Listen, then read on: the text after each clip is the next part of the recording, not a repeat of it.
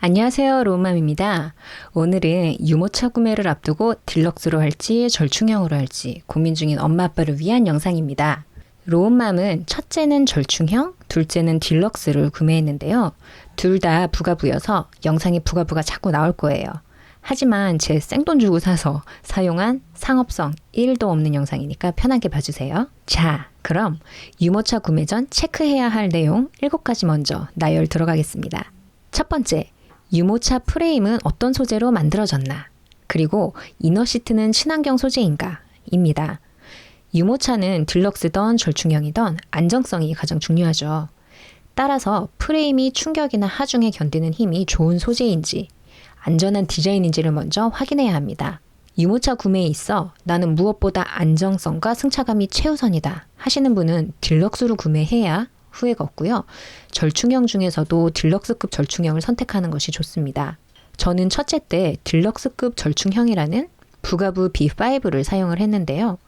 그래도 아기가 5개월에서 6개월 될 때까지 유모차 흔들림에 신경 쓰면서 살살 끌고 다녔습니다. 확실히 둘째 때 구매한 딜럭스가 초반에는 마음이 편하기는 합니다.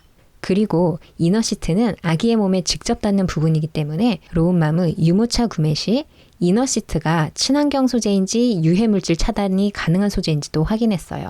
이유식은 주구장창 유기농으로 먹이면서 먹고 놀고 자고 하는 유모차 시트가 막 화학물질 내뿜고 진드기랑 같이 살고 그러면 안 되잖아요. 두 번째, 무게는 어느 정도인가? 그리고 폴딩이 일체형으로 간편한가입니다. 유모차 무게가 얼마여야 좋다는 건 기준이 애매해요. 그래서 저는 절충형이든 딜럭스든 유모차를 엄마가 혼자 차에 실었다 내렸다 할 수 있을까 기준에서 정했습니다. 불과 몇 년 전만 해도 딜럭스 유모차의 무게가 막 13kg, 14kg 이렇게까지 나갔는데요. 최근에는 우주항공 분야에서 쓰이는 카본이라는 소재로 된 유모차들이 출시되면서 딜럭스도 무게가 많이 줄었어요. 제가 지금 사용하고 있는 딜럭스 유모차인 부가부 폭스가 9.9kg, 그리고 부가부 B5가 8.9kg이니까 이 정도면 들었다 내렸다 가능하겠다 싶더라고요. 그리고 딜럭스 중에는 시트 분리가 쉬워서 몸통이랑 시트를 분리해서 차에 실으면 오히려 절충형보다도 쉽게 실을 수 있는 경우들이 있는데요. 물론 분리했다 붙였다 하는 그 과정들이 번잡하기는 하겠죠. 그리고 유모차는 딜럭스든 절충형이든 폴딩이 편한지를 확인을 하시는 게 좋습니다. 특히나 딜럭스는 사이즈가 커서 공간을 많이 차지하기 때문에 폴딩해서 셀프 스탠딩이 가능하다면 더 좋고요. 세 번째로 핸들링과 바퀴가 좋은가입니다. 핸들링이 좋아야 손목을 보호할 수가 있는데요. 특히나 출산 후 몸의 모든 조인트가 헐거워져 있는 엄마들에게 핸들링은 정말 중요한 부분입니다. 매장에서 테스트로 좀 밀어본다고 해도 매장 바닥은 매끈하잖아요. 그래서 핸들링을 느끼기가 쉽지가 않아요. 그래서 핸들링은 각 브랜드의 실제 사용자의 후기를 잘 확인해 보시는 것도 좋다고 생각이 듭니다. 그리고 핸들 높이 조정과 양대면으로 전환 기능을 원하시는 분들은 이 부분도 한번 확인해 보시고요. 바퀴는 360도 회전이 돼야 방향 전환이 쉽고 코너 주행도 매끄럽다고 해요. 또한 바퀴의 충격 흡수 기능이 잘 되어 있어야 핸들링과 승차감이 좋으니 이 부분도 확인해 보시면 좋겠습니다. 딜럭스 유모차의 바퀴가 절충형보다는 크고 충격 흡수 장치가 좀 더 잘 되는 경우가 많겠죠. 울퉁불퉁하고 블록이 많은 길, 그리고 턱이 많은 길에서는 바퀴와 핸들링의 차이가 꽤 크게 느껴지기 때문에 유모차 구매 시에 매장에서 이렇게 테스트를 해보실 때 턱을 올라가고 그리고 방향을 갑자기 전환하고 하는 등의 테스트를 한 번씩은 해보시는 것도 좋습니다. 네 번째, 등받이가 몇 도까지 조절되나? 그리고 차양막이 풀커버인가? 생활방수와 자외선 차단이 되나? 입니다. 아기들은 유모차에서 자는 경우가 많기 때문에 시트가 170도 이상으로 조절되는 것이 좋다고 해요. 그래야 잠을 잘 때 누워 자는 듯한 느낌이 든다고 하거든요. 딜럭스든 절충형이든 170도까지 조정되는 유모차가 많은 편이니까 확인해 보시고요. 또한 요즘에는 절충형에도 배시넷을 설치할 수가 있게 되어 있어요. 그래서 100일까지는 아예 아기가 누워 다닐 수 있도록 나온 제품도 많이 있고요. 제가 사용한 부가부 B5는 각도가 155도까지만 조정이 되었는데요. 한 5개월에서 6개월쯤 되니까 이 각도에서도 아기가 크게 불편함을 느끼지는 못하고 잘 잤던 것 같습니다.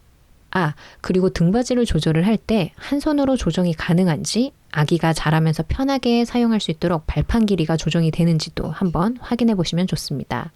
차양막은 유모차의 각도를 완전히 눕혀서 아기를 재웠을 때도 햇빛과 바람이 잘 차단되도록 디자인됐는지 확인해 주세요. 또한 생활방수와 자외선 차단이 되는지까지 확인해 보시면 좋습니다. 5번째, 풋브레이크가 있나? 안전벨트는 5점씩인가? 입니다. 브레이크는 뒷바퀴에도 있어야 위험한 상황에서 바로 조절이 가능하니까 풋브레이크가 앞바퀴와 뒷바퀴에 모두 있는 제품이 아무래도 좀 더 안전하겠죠. 안전벨트는 허리와 어깨, 다리까지 모두 고정되도록 3점씩보다는 5점씩 안전벨트가 안정성 면에서는 좋고요. 절충형에도 5점씩 안전벨트가 있는 제품이 많이 있으니 참고해주세요. 6번째, 수납 공간은 충분한가? 입니다. 유모차에 넓은 장바구니가 있다면 마트에서 장 본 것도 한 짐 실을 수 있고 편리하더라고요. 부가부의 경우는 딜럭스도 절충형도 수납 공간이 충분한 편이어서 저는 항상 짐을 한가득 가지고 다니고 있습니다. 7번째, 마지막으로 부수적으로 확인할 내용들인데요. 기내 반입이 가능한가? 중고 가격이 좋은가? 출산이 어느 계절인가? 등입니다. 딜럭스는 당연히 기내 반입이 안 되고요. 절충형에도 딜럭스급 절충형과 휴대용급 절충형이 있어서 딜럭스급 절충형은 기내 반입이 안 됩니다. 부가부 B5가 그런 케이스인데요. 하지만 비행기 탑승 시 게이트 앞에서 유모차를 픽업해주는 서비스가 있기 때문에 기내 반입이 안 돼도 저 개인적으로는 크게 불편함을 느끼지는 못했습니다. 출산 시기를 고려하는 이유는 출산 예정일이 봄, 여름, 겨울인 경우에는 딜럭스를 구매하고 가을인 경우에는 절충형을 구매하는 경향이 있기 때문인데요. 가을에 태어난 아기는 한겨울에 100일을 맞이하게 되잖아요. 그래서 날이 풀리는 봄을 기다리다 보면 어느새 아기가 200일이 되어서 그 무렵에는 절충형을 사용해도 마음이 크게 불편하지 않다고 해요. 또한 딜럭스의 경우 대부분 10개월에서 1년, 절충형의 경우 1년에서 2년 정도를 사용한 후에 추가적으로 휴대용 유모차를 구매하는 경우가 많다고 합니다. 한 유모차 회사가 실시한 설문조사에 따르면 딜럭스 유모차 사용자의 87%가 1년 이내에 절충형이나 휴대용 등 다른 제품으로 추가로 구매할 의사가 있다고 해요. 휴대성이 떨어지기 때문인데요. 그러니 유모차가 시장에서 인기가 많아서 중고 가격도 좋다면 그것도 고려해 볼 만한 요소가 되겠죠? 자, 그럼 결론적으로 절충형이냐 딜럭스냐 정리해 보겠습니다. 만약 우리 집은 엄마 혼자 아기가 6개월이 되기 전부터 문화센터도 가고 마트도 자주 가고 외출을 많이 할 것 같다. 혹은 돌전에도 여행을 다닐 거다. 하면 절충형이 좋습니다. 차에 넣고 빼기가 쉬운 게 우선순위가 되니까요. 또한 우리는 휴대용 유모차를 최대한 늦게 태울 거다 하시는 경우여도 절충형이 좋습니다. 반면 우리는 승차감과 안정성이 최우선이다. 혹은 차로 이동하는 것보다 동네에서 산책하고 장보고 하는 경우가 더 많을 것 같다 하시면 딜럭스를 선택하셔야 후회가 없습니다. 그럼 오늘도 행복한 태교, 즐거운 육아 되시기 바랍니다. 그럼 여담으로 로운맘이 부가부를 선택한 이유는 무엇이었을까요? 첫 번째, 예뻐서입니다. 두 번째, 예뻐서예요.